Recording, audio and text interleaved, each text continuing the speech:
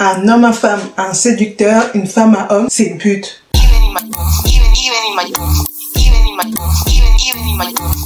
Hi, Mandé Konanga, j'espère que vous allez bien. Merci d'avoir cliqué et bienvenue pour une toute nouvelle vidéo. Aujourd'hui, le sujet de cette vidéo me vient du fait que il y a peut-être 2, 3, 4 jours, j'étais là, j'étais posée dans ma chambre et tout, je me faisais une petite playlist un peu des années 2000 et il y a la chanson de Fatal, enfin Christelle Bazooka qui passe. Enfin, vous vous en souvenez de cette fameuse chanson? J'essaie de vous mettre un extrait et tout. Voilà, je tombe sur cette chanson et je me dis, là maintenant que je l'écoute maintenant, est-ce que à l'époque, genre quand Christelle Bazooka a fait cette chanson était là pour se moquer, pour dénoncer, pour culpabiliser, je sais pas, mais en tout cas, aujourd'hui, le sujet de cette vidéo, ça va être, si vous l'avez compris, le slut shaming. Parce que en ces temps ensoleillés, c'est le moment où nous allons sortir les shorts, nous allons sortir les jupes, nous allons sortir les bandeaux, nous allons sortir nos ventres, nos jambes, tout va être dehors. Et c'est à ce moment-là que je pense que le slut shaming, même s'il opère tout au long de l'année, qu'il est en mode là, hein, là, les gens, ouh, ils se lâchent, quoi. Donc, c'est parti pour une vidéo sur le slut shaming. Oh là là là là. Madame, faut aller doucement. Faut prévenir les gens que dans cette vidéo, il y aura des propos comme pute, salope, traîner, dévergondé, salope,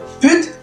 Je crois que c'est tout, non? Donc, si vous êtes une personne ou une âme sensible à ces propos, I'm sorry, but the show must go on. Et aussi, n'oubliez pas de vous abonner à ma chaîne et à me suivre sur mon compte Instagram. Ça fera plaisir. Donc, je reprends. C'est parti pour une vidéo sur le slut shaming.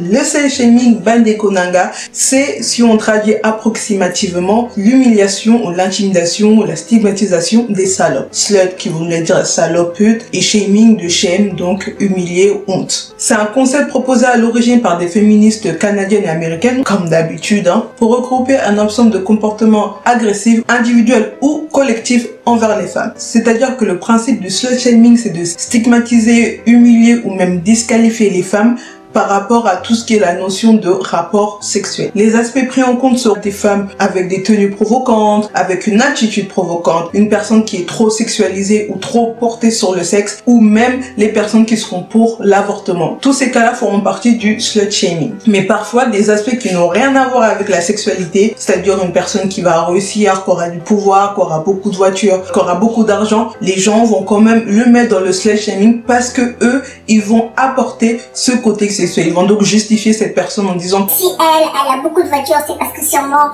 elle a des sugar daddy. Si elle a beaucoup d'argent, si elle fait des trucs bizarres. La personne ne sera jamais crédible en étant en mode elle a fait ça toute seule. Non, il y a toujours un mec derrière en fait qui l'a aidé à avoir tout ce qu'elle a maintenant. Il faut bien faire attention, le slut shaming c'est un acte qui est commis à la fois par les hommes et par les femmes. Et la plupart du temps, quand c'est commis par des femmes, ça doit être des cas soit de la jalousie, du mépris ou dans le cadre de la religion. Parce que oui, bien sûr, la religion a toujours sa place dans tous les débats de la Terre. Par conséquent, les attaques seront souvent plus morales que physiques. Et les sujets seront comme d'habitude, vous connaissez la chanson, sur le nombre de partenaires, la manière de se maquiller, de s'habiller, l'attitude générale d'une personne. Si on estime que cette personne, elle est trop provocante, elle est trop comme ça et tout, non, c'est fait partie du slut shaming en fait. Tu vas te calmer madame, c'est pas comme ça la vie. Il y a des lois et des chemins à prendre et tu n'es pas sur le bon chemin. Le slut shaming va être majoritairement popularisé dans le monde entier à partir de 2011 via le Slut Walk qui s'est déroulé à Toronto où là c'est des femmes en fait qui font une marche en mode slut walk avec des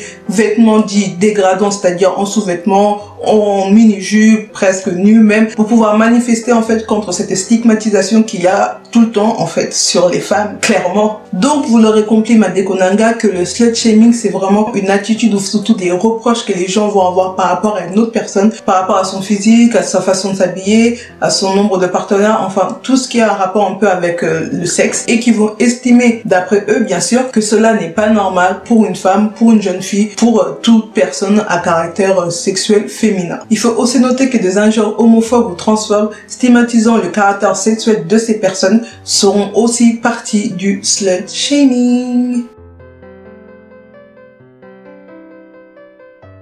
Dans la vie de tous les jours, le slut shaming c'est tout simplement une forme de sexisme exercé par la société patriarcale qui va empêcher les femmes de s'exprimer librement sur leur sexualité. En exemple, quand le jeune homme va avoir un long tableau de chasse, est-ce qu'on peut faire quelque chose pour cette expression? Parce que jusqu'à maintenant, genre, je comprends pas cette expression. Donc, applaudis en mode, ah mec, toi t'es un bon, toi, genre tu fais des trucs bien, t'es... Et la femme de son côté va être bâchée, va être humiliée, va être rabaissée parce qu'elle a quoi? 5, 6, 7, 8 partenaires. Peu importe son âge, peu importe de la durée, le fait qu'elle ait dépassé un certain nombre de partenaires fait qu'elle sera bâchée, elle sera humiliée et elle sera rabaissée. Ça, c'est du slut-shaming. Quand tu vas tomber sur une conversation un peu houleuse entre deux copines et tu vas commencer à dire « Ah ouais, des grosses salopes ces meufs là !» Ça, c'est du slut-shaming. Quand ta pote, elle va te raconter sa première fois peut-être à l'âge de 15 ans, 16 ans ou même 13 ans ou n'importe quel âge et tu la regardes parce que toi, bien sûr, tu l'as pas encore fait. Ah mais toi, t'es grave une grosse pute. Moi, j'aurais pas fait ça, moi. Ah non mais franchement, moi, j'attends et tout, j'attends mon prince charmant. Ça, c'est du slut-shaming. Tu vas marcher dehors avec ton body, avec ton micro-short. T'es là, tu respires la bonne humeur, tu respires la joie et tout. Et là, quelqu'un veut te dire, ta tenue, elle est pas un peu trop courte? Tes seins, tu veux pas les ranger? Non mais vous avez vu la meuf et tout, genre... Moi je dis, elle suce des bites là, genre ça se voit, elle aime ça et tout. Non mais regardez son sort. Ça, c'est du slut-shaming. C'est aussi un peu de la jalousie. Hein. Bon, moi je dis ça, je dis rien. Et bien sûr, dans le plus grave des cas, le slut-shaming, c'est du harcèlement, que ça soit sexuel ou moral. Et là, ça va plutôt s'opérer dans le cadre scolaire ou dans le cadre du travail. Dans le cadre scolaire, ça, la plupart du temps, c'est au niveau du collège et du lycée, où là, en fait, on est jeune, quoi. On est jeune, on découvre la sexualité, et il y a des gens qui se font complètement bâcher. Parce qu'il y a une photo qui a fuité, une vidéo qui a fuité, on a entendu dire que elle a fait ça dans les toilettes avec lui, que elle a fait ça dans les couloirs avec lui. Voilà, là, ça va être vraiment le cas les plus graves, c'est les personnes qui vont être complètement mis à l'écart, les personnes qui vont être complètement humiliées, qui vont vraiment se sentir mal. Et dans les plus graves des cas, la personne va même jusqu'au suicide. Le slut-shaming amène le suicide de beaucoup, mais vraiment de beaucoup de jeunes filles dans le cadre scolaire. Combien de fois, combien d'histoires il y a eu parce que des personnes se sont suicidées, parce que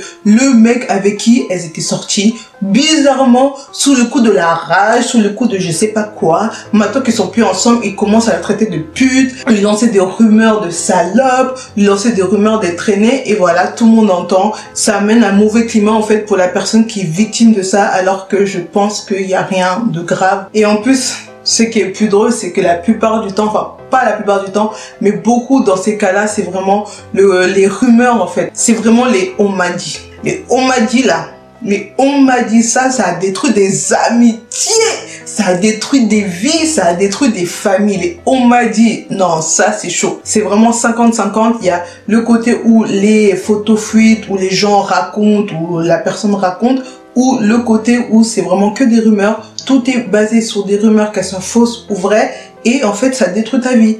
Parce que les gens, ils en ont rien à foutre d'aller savoir la vérité. Eux, c'est les rumeurs qui les intéressent. C'est plus piquant. Ça ramène un peu de piment à la journée banale de l'école. Donc, vaut mieux aller amplifier les rumeurs que aller voir la personne et vraiment essayer de comprendre le pourquoi du comment. L'autre cas majeur aussi, c'est dans le cadre du travail. C'est-à-dire que dans le cadre du travail, ça va être vraiment du harcèlement sexuel par rapport à ton boss, à ton collègue, à ton manager, à ton superviseur. Peut-être qu'ils t'ont vu en tenue légère sur ton filtre Instagram. On ne sait pas pourquoi.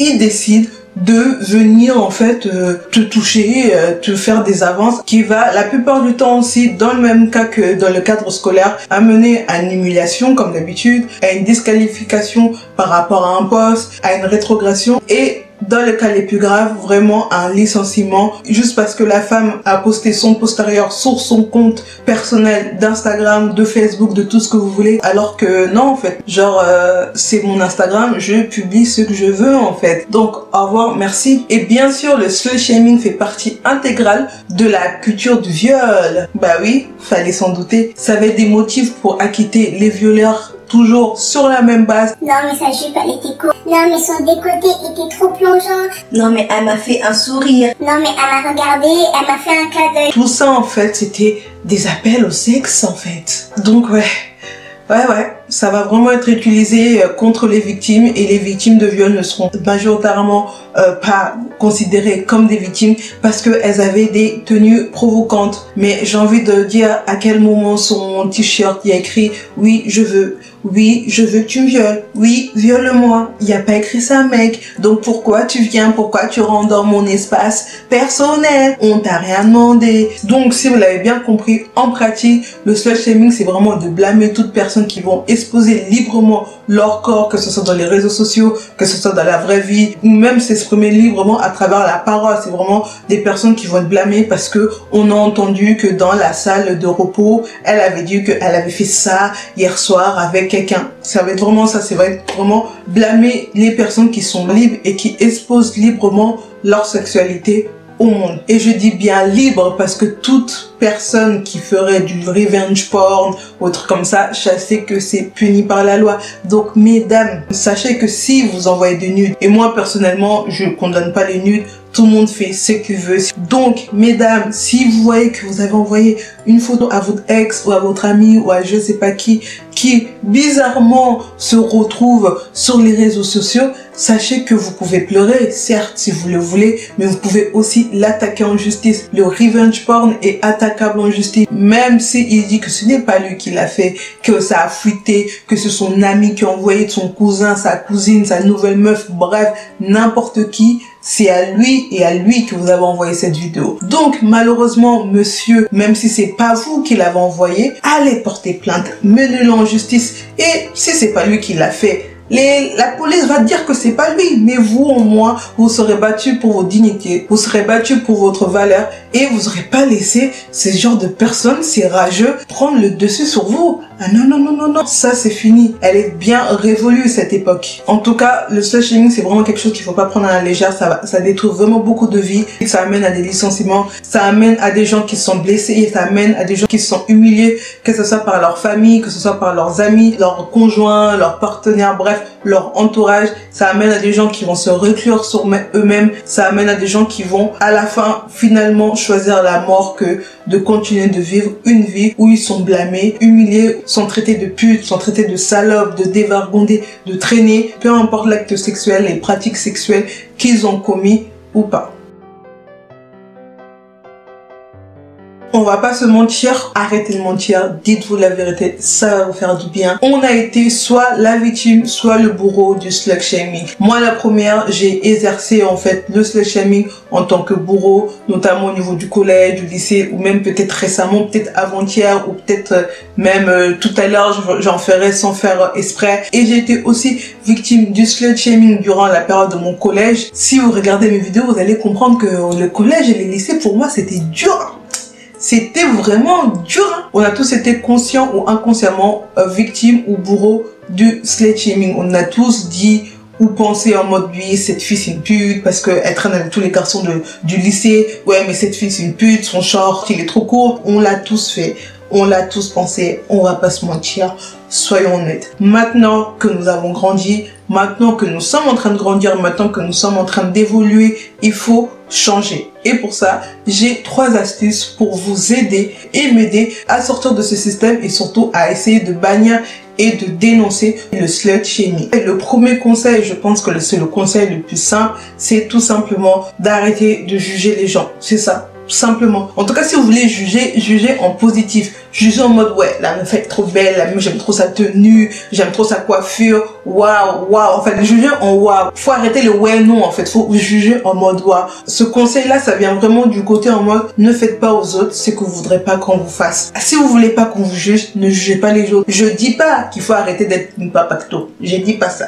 Je dis pas qu'il faut arrêter d'être dans le commérage. Je dis pas ça. Le commérage, parfois c'est bien. J'avoue, parfois c'est bas. Mais vraiment, le jugement négatif, le jugement pour blesser les gens, le jugement pour rabaisser des gens, ça, il faut complètement, mais complètement stopper. En deuxième conseil, pratiquez le je m'en foutisme. C'est-à-dire s'en foutre, mais vraiment royalement de tout ce que les gens pourront dire sur vous. Surtout dans le cas où c'est des gens que vous ne connaissez pas en fait. En foutez-vous royalement. Ça peut être même votre collègue. Votre collègue, c'est pas votre pote. Il vous fait une remarque, vous le remettez à sa place. Vous allez le remettre à sa place 1 fois, 2 fois, 3 fois, il va pas continuer. Dans ce cas-là, faut pas laisser passer parce que si vous laissez passer, la personne va prendre ça comme un oui, la personne va prendre ça comme un signe de faiblesse et va continuer en fait à engrainer et à vouloir toujours aller plus. Mais dans le cas des personnes que vous ne connaissez ni d'Adam, ni d'Ève, ni de Gertrude, ni de Marine, vous les calculez pas. Vous voulez mettre un décolleté, vous en mettez. Vous voulez mettre une mini-jupe en hiver en moins 40 degrés,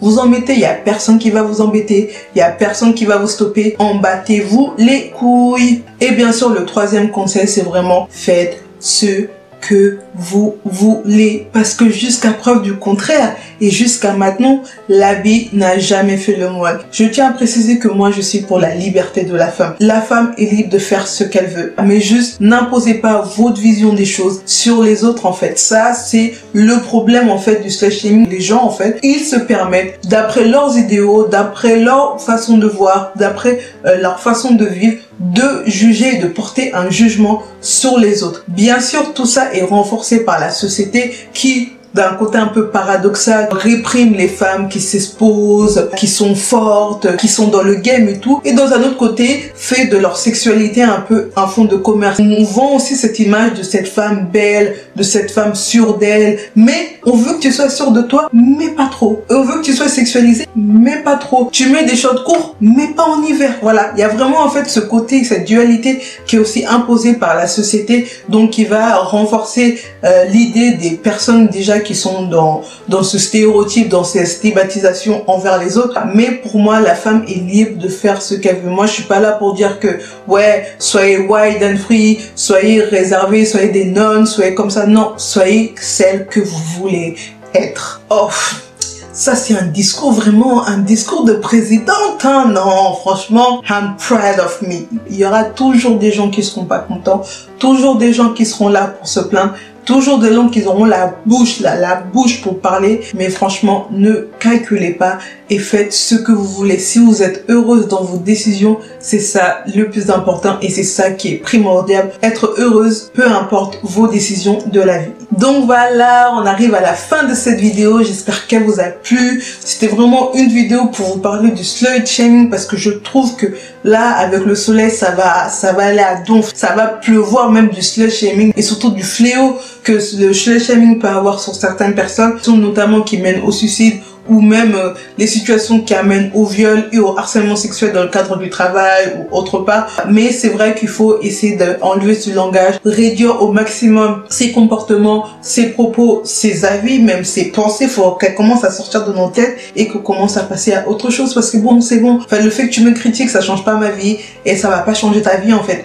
Donc on peut passer à autre chose. J'espère vraiment que cette vidéo ne vous aura plu. N'hésitez pas à la partager au max. N'hésitez pas à laisser des commentaires, à me dire votre avis sur le slut shaming, si vous êtes pour, si vous êtes contre, quelles sont vos solutions à vous pour combattre le slut shaming autour de vous ou personnellement, parce que bien sûr il faut d'abord le combattre personnellement. Si vous arrivez à le combattre personnellement, vous pourrez le combattre ensuite avec vos entourages, et plus nous combattrons en fait ces pratiques, ces comportements, plus le slut shaming disparaîtra, enfin je l'espère. Donc voilà, merci beaucoup Mandekonanga, je vous dis à très bientôt pour une nouvelle vidéo. Bye. Bed wet, legs spread, big mess.